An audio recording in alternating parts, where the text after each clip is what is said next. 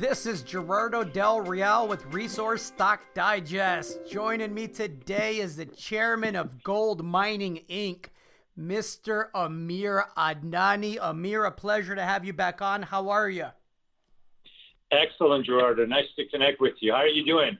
I am doing well, busy as I imagine you are, and I know you are because GoldMining Inc. Just had some news recently. It's another 1 million ounce deposit in the growing portfolio of over 25 million ounces of gold resource now, and I want to talk about that. You've had a very busy year, and frankly, you had a very busy bear market where you positioned the company very well. Before we get to all of that, I have to get your take on the current state of the gold market as it relates to Fed activity and central bank asset reflation going on around the world right now. There's really the perfect setup here for gold. I mean, gold can really take center stage here and shine due to the fact that we're going to have the suppression of real rates has to go on for at least till 2022, 2023. I mean, that's the official kind of Fed commentary about, quote unquote, we are not interested in raising rates, right? And so now you're talking about basically zero, this idea of not only zero interest, but the fact that, you start to get some inflation in the system, and we're obviously in the negative territory for real rates. So ultimately, you have that backdrop. You have this fanatical debasement of fiat currencies. And then you have the limitations with the extraction side of our business. Let's not lose sight of the fact that we've been in a prolonged bear market for gold explorers, developers, major producers, and their pipeline of reserves and resources being at a decade low. And so that combination of physical issues, and we've seen physical issues not only in the sense of shortage of resources in the ground, and that's a function of what happened over a prolonged bear market that started in 2012, but also the fact that COVID-19 disruptions have impacted mines, right? Mines have been coming offline. Some have turned back on, some haven't. But of course, all of that, and the impact that we saw in refineries. But the combination of all these issues from a monetary side of things, the suppression of real rates, physical disruptions and challenges in the sector, it's the ideal backdrop for gold. It's amazing that we're not testing or not there yet with the all-time high gold price that we saw in late 2011. The $1,900 level should be probably our next target to take out, because if you look at total debt, if you look at various other metrics today versus 2011 when we saw $1,900 gold, there's a far more compelling case for gold as the haven of last resort right now, and we should be there. And also the fact, Gerardo, that gold stocks and the gold sector today, generally speaking, is still very much under-owned. If you look at it in terms of asset allocation, I mean, just look at the combined market cap of all publicly listed gold companies, big or small, majors and juniors. All of that combined is still less than the market cap of Apple. And so it's a very small sector, under-owned, still very much undervalued. I expect the gold price should be multiples of where it is right now to really have fair value for it. And that should only be positive for the rest of the gold sector. I believe Chairman Powell's exact quote was, "We're not even thinking about raising rates," correct? That's it. He said that twice.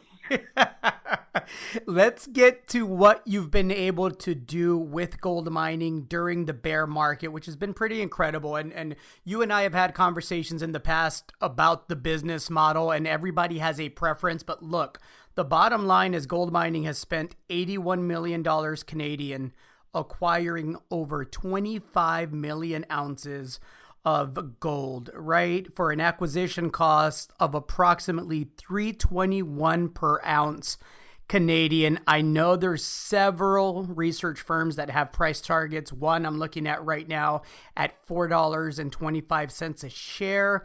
Currently, shares are trading around the $1.50 range Canadian, obviously with $1,730 gold.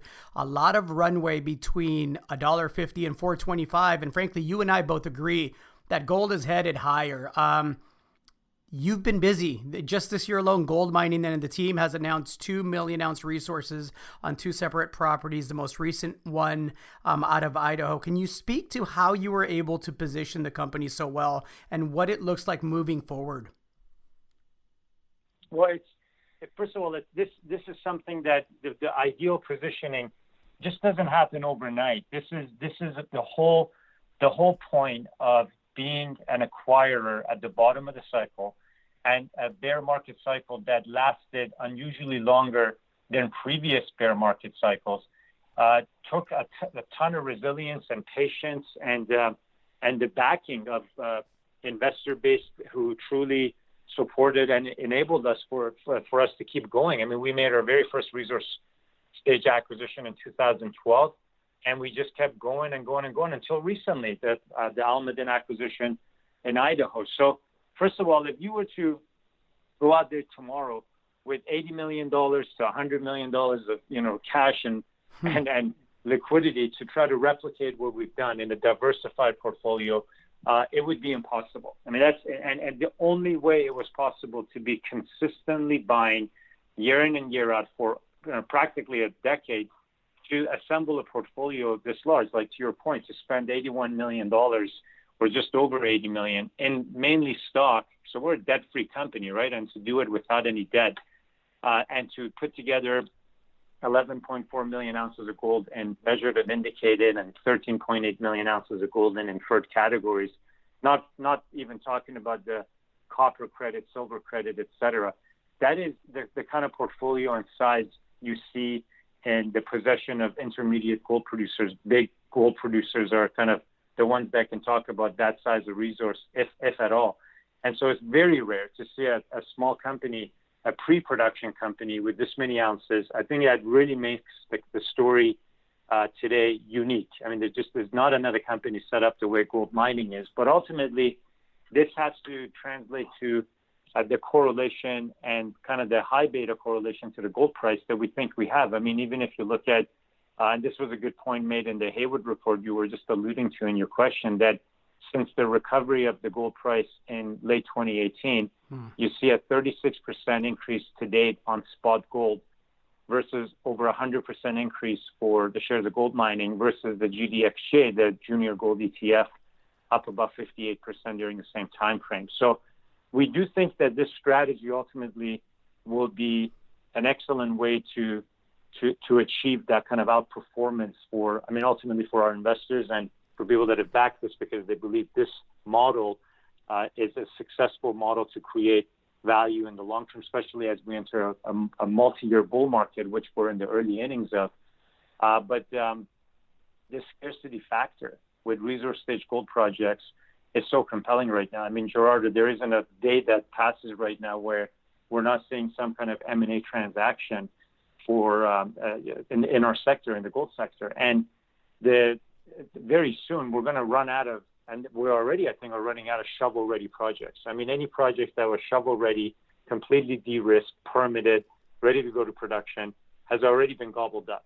So the next wave of M&A, and then this all obviously started a year ago with the bigger companies doing M&A, Goldcorp with Newmont and Barrick with Randgold. But really, as you anticipate what the next phase of M&A would be, it would be resource stage projects, because we simply don't, the world is not flushed with shovel-ready, construction-ready projects. There is a limited amount of those available. They're transacting, they're being acquired in M&A, but more growth is needed, more resources are needed. That's where I think this ideal positioning is that you alluded to. But the fact that we managed to pick up our total resource base for around $3 an ounce, and even if you look at this most recent acquisition of Almaden, we paid about $1.2 million for that and ended up getting just under 1.2 million ounces of resources there. What that also really speaks to is how dysfunctional the sector is right now, where all the liquidity, because of ETFs, because of passive investing, is going to the large cap names, and the micro cap names, the single asset companies, companies that have less than 20 million market cap, even less than 100 million market cap, are not really participating the same way unless you've got really exciting news or you've got something driving. But there's still really a big universe out there of opportunities and assets that we're seeing. And then that's my follow-up question to that, Amir. Do you use that disconnect that you just highlighted to continue to go after accretive acquisitions, or is this the part of the cycle where you position the company to be monetized, right? You have the leverage, you have over 25 million ounces of gold, you have it spread across, I believe, 14 gold-focused projects. How do you view this part of the cycle? Are you still in acquisition mode, or are you looking to harvest some of that positioning that you did during the bear market? All the above, because we're in the driver's seat. So we're starting to see increasing amount of interest from companies that are interested in individual assets in our portfolio. Remember, our portfolio spans 5 countries in the Americas: the United States, Canada, Brazil, Colombia, and Peru. You're talking about over 11 different projects, and so there are lots of different ways to generate and stimulate interest in our portfolio. So we're seeing increasing interest in our portfolio, but at the same time, we really think we're in the driver's seat. We're not in a hurry to harvest, but at the right time, at the right valuation, that's certainly a possibility. At the same time, as we've demonstrated recently, we've still managed to pull off and are in a position to execute on acquisitions.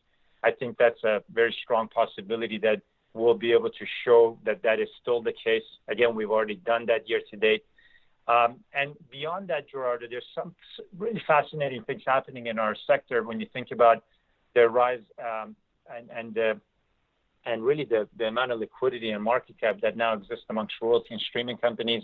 Probably the best multiples exist amongst royalty businesses. And one thing that we have an opportunity to do, again, they're being in a position where you have so many different projects, such a diversified resource base, is to also look at potentially monetizing royalties off of our portfolio that we control. And that was a big part of our focus as we were making acquisitions: buy projects that don't have royalties, or if there are royalties during the bear market, clean it up, acquire it where you can, take that interest down. And so there were more than one kind of lever at play in terms of what we thought was the right thing to do during the bear market to create value. And now I think it gives us more than one way to do the harvesting that you referred to. So whether it's monetizing through royalty opportunities, whether it's harvesting through individual sales or joint ventures, but not losing sight of the fact that we're not there yet fully in terms of completely stopping our acquisition model and only being focused on divestitures. So we're going to do all the above. We're in the driver's seat. This is a debt-free company with over $8 million of cash and a very long-term supportive shareholder base that believes in much higher gold prices. So it is the ultimate, bullish sort of setup for anyone who's got a very ultimate bullish view on the gold price. This is a company that was really designed and built for gold bull investors, for other gold bull investors. Amir, from the ticker symbol GOLD to the over 25 million ounces of gold, to the fact that, as you alluded, you're in the driver's seat, you have options, you're debt free. I gotta say and commend you for your execution and the team at GoldMining. It's been impressive to watch. Anything else that you'd like to add? No, just keep an eye on what we're doing. The balance, in the coming sort of weeks and months, I expect to have a busy period ahead of us. We're working kind of around the clock with some really exciting opportunities that we're chasing. So I expect you and I will be speaking again very soon, and I look forward to that, and really excited about the kind of year and years we have shaping up here for the gold market. Amir, thank you for your time. I appreciate it. Likewise. Thank you, Gerardo.